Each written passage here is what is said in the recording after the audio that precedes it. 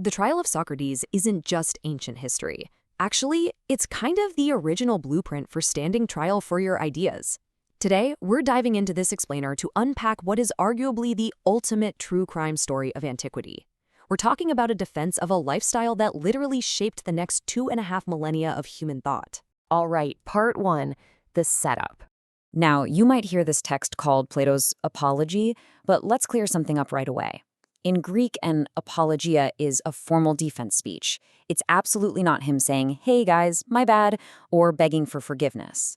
Socrates makes it clear right from the jump that he hasn't hired some fancy speechwriter, he's absolutely not going to cry for the jury, and he's there for one reason and one reason only, to deliver the unadorned truth. And this brilliantly illustrates his biggest problem. He isn't just fighting the three guys, the new accusers who brought him to court today on formal charges of corrupting the youth. He's actually fighting the OG haters, these old accusers who have been spreading rumors about him for decades. I mean, playwrights like Aristophanes had been portraying him as this weird, mad scientist for years. So he's basically fighting fake news that brainwashed the jury when they were still impressionable kids. Moving on to part two, the origin story. So how did this massive rumor mill start? Well, it all tracks back to this wild story involving the Oracle at Delphi. Socrates had this really impulsive friend who just went up and asked the Oracle if anyone was wiser than Socrates. And the god Apollo's response was absolute. Basically, nope, no one is wiser. Now, Socrates was totally baffled by this because he felt he knew absolutely nothing. So he set out to solve the god's riddle. This sparked what was essentially a citywide myth-busting tour. He went around questioning the politicians, the guys who seemed wise but actually lacked true value. Then he tested the poets. Sure, they wrote beautifully, but they relied purely on instinct and couldn't even explain their own work. Finally, he checked out the craftsmen. Now, they were genuine trade experts, but they had this fatal flaw.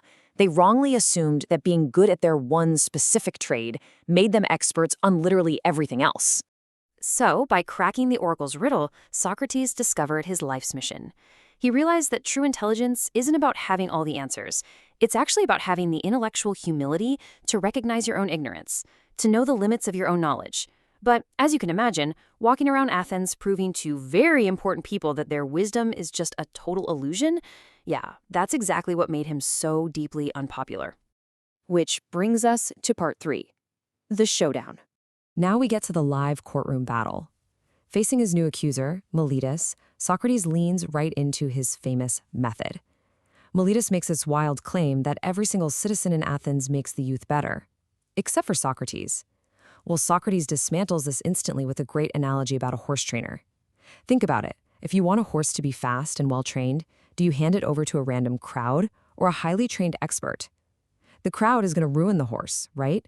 Only the expert actually improves it. And this builds into a totally inescapable logic trap. Let's walk through it. Meletus claims Socrates intentionally makes the youth wicked. Okay, but wicked youth do bad things, and bad things harm neighbors. Now, Socrates obviously doesn't want to be harmed by his own neighbors, right? So he would never do this intentionally. And here's the kicker. Under Athenian law, unintentional mistakes require private tutoring to fix, not a full-blown criminal trial. He then turns around and exposes Meletus's second charge as a complete absurd contradiction. On one hand, Meletus is angrily claiming Socrates is a total atheist, but on the other hand, the formal written charge literally accuses him of introducing new spiritual entities, what they call daimonia. I mean, you can't accuse someone of being a hardcore atheist while simultaneously prosecuting them for believing in new spirits. It's completely nonsensical. It's like saying you believe in mules, but you completely deny the existence of horses. Now, Socrates knows the jury's hostile, but he absolutely refuses to back down. Instead, he proudly leans into this famous metaphor. He compares the city of Athens to a large, noble horse. It's rich and powerful, sure, but it's sluggish and half asleep. And Socrates? He calls himself the gadfly. He's the annoying, persistent insect attached by God to sting the horse awake, basically forcing the citizens to care about their souls instead of just their wealth. But you might be wondering, if he cared so much about the city, why did he completely avoid politics? Well, for him, the answer is simple. Honest men who fight for justice in the political arena end up getting killed. He points out his own track record to prove his integrity, reminding them of the times he actually risked execution to stand against mob rule, like when he refused to take part in the illegal trial of the 10 generals. or that time he flat out defied the brutal dictatorship of the 30 tyrants. All right, let's move on to part 4, the verdict. The 501 jurors cast their bronze tokens into the urns, and we reach the climax. The result? Guilty. But get this, the margin is shockingly thin, just 30 votes. If a mere 30 men out of 501 had flipped their tokens, the greatest philosopher in Athens would have walked away a free man. So now we enter the sentencing phase. Normally, defendants were expected to beg for mercy, maybe drag out their crying kids to get some sympathy, or at least propose exile. But Socrates, his counterproposal is wild. He actually demands free VIP meals for life at the Prytaneum. That's the dining hall reserved for Olympic champions. He literally tells the jury he deserves a reward, not a punishment. Now, he does eventually offer to pay a fine funded by his friends, but honestly, by then, the jury is completely enraged. And when they ask him if he could just, shut up, stop practicing philosophy, and go live quietly in exile somewhere, Socrates refuses. And in doing so, he drops one of history's absolute hardest lines. The unexamined life is not worth living. For Socrates, living on autopilot, just coasting without questioning your values every single day, well, that just isn't a life meant for a human being. And that brings us to part 5, the final mic drop.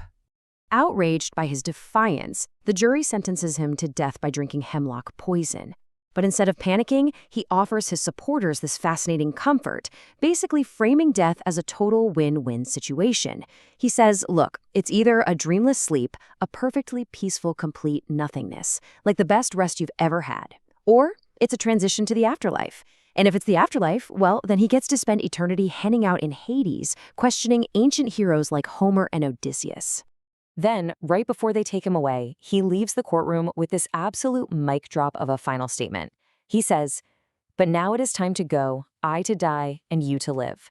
Which of us goes to a better thing is unclear to everyone except God." He just fully embraces his fate. He stands by his principles to the very bitter end, without even a single ounce of fear. Now, what's genuinely amazing to me about all this is how a 2,400-year-old trial serves as such a startling mirror for our modern world. Think about it. It's the ultimate case study in the friction between peer pressure and sticking to your core values. It exposes the terrifying danger of unchecked cultural rumors and fake news. And ultimately, it's a stark reminder of our desperate need for intellectual humility, especially in a world that's just crowded with instant experts. As we wrap up this explainer, the trial of Socrates forces every single one of us to confront a deeply uncomfortable question. When the crowd turns against you, is it better to be liked by everyone or to be right with your own conscience? It's a heavy question for sure, but taking the time to honestly answer it, well, that is the very definition of living an examined life. Please like and subscribe.